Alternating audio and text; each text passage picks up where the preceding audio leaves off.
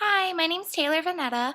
I'm going to talk to you today about salary caps, pretty much what they are, how they started, if I think salary caps should be in professional sports leagues, and if they do promote competitive balance. So here we go. What is a salary cap? Salary caps are a very important thing when we're talking about sports leagues because before 1984-1985 season, there wasn't a salary cap. Salary cap is the maximum amount of money a team is allowed to pay its players for their salaries. The NFL salary cap for 2014 is $133 million. For the NBA, it's $63.2 million. And for the NHL, it's $69 million. As you can see with the chart over to the side, it's an example that each year the salary cap gets higher and higher. Who does the salary cap affect? It affects 3 out of the 4 major sports leagues that have a salary cap: the NFL, the NHL, and the NBA. The MLB has tried for 30 or so years, but it constantly just failed. The NBA was the first to create it in the 1984-1985 season, but it actually arose out of weakness instead of strength. The NFL picked it up in 1994. The NHL picked it up in the 2004-2005 season, but before that season actually started, it actually resulted in a lockout until the CBA could be agreed upon, so there actually was no season in 2004-2005.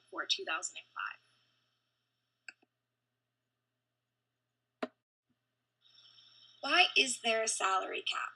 Salary caps are important because they keep costs down, they prevent wealthier teams from dominating the entire league, and they are said to achieve competitive balance and promote parity between teams. Why do the leagues want competitive balance? The fans like it because of the unpredictability of who the winner may be. The owners like it because the fans want it. And competitive balance actually helps increase profits. There are 2 different kinds of salary caps. There's a hard cap, which has an absolute limit. They have to stay within the limit. This includes the NFL and the NHL.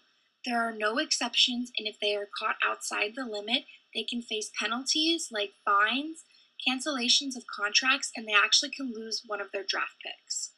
The soft cap, which includes the NBA, was actually formed when it was meant to have a hard cap, but immediately got so many exceptions that it became a soft cap, which may explain why competitive balance in the NBA is lower.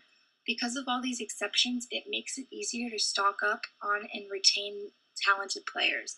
There are many exceptions, but the 3 most important exceptions are the mid-level exception, which the team can sign 1 player to the league's average salary, even if it's over the limit. There's the rookie exception, which means the team can sign a rookie to his first act even if it's over the limit. And then the Larry Bird exception came from the player Larry Bird from the Celtics, and the team can re-sign a player who is already on its roster even if it's over the limit. And that exception is the reason that many of the talented players are retained on the teams for many years. Salary caps defined by each individual team. The salary cap in the NFL started in 1994. Almost all payments to the players count against the cap. There are 2 factors that complicate the NFL's salary cap. First of all, the NFL teams can have a max of 53 players on the team, but the salary cap only applies to the 51 highest paid players. Second, the bonuses the team pays each player might or might not count towards its salary cap. NFL does not always have guaranteed contracts either. The NBA, which started in the 1984-1985 season, is based on the years of experience in the league. Players receive 50% of revenue, and all the exceptions have led to further rules, which now includes the NBA now caps individual salaries as well as team payrolls. This has not helped the competitive balance in the NBA, though. And the NBA now has a luxury tax and a lottery draft. And salary cap in the NHL. It started in the 2004-2005 season, which actually resulted in a lockout. The players receive 54% of revenue when it's hockey related and under $2.2 billion, and 57% when it's greater than $3 billion.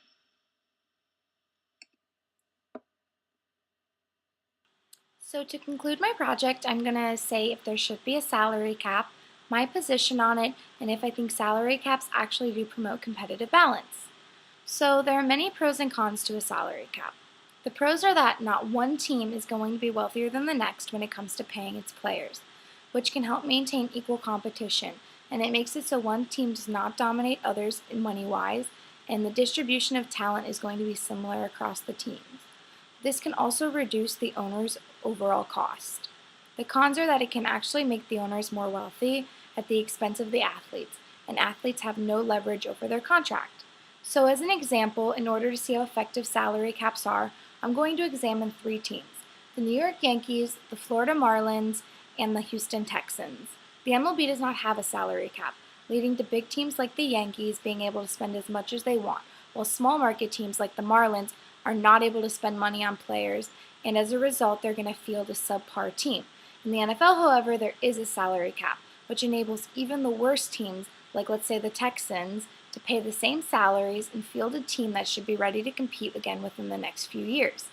So my position is I think there should be a salary cap. I think it helps teams that are in lower ranks to be competitive again soon.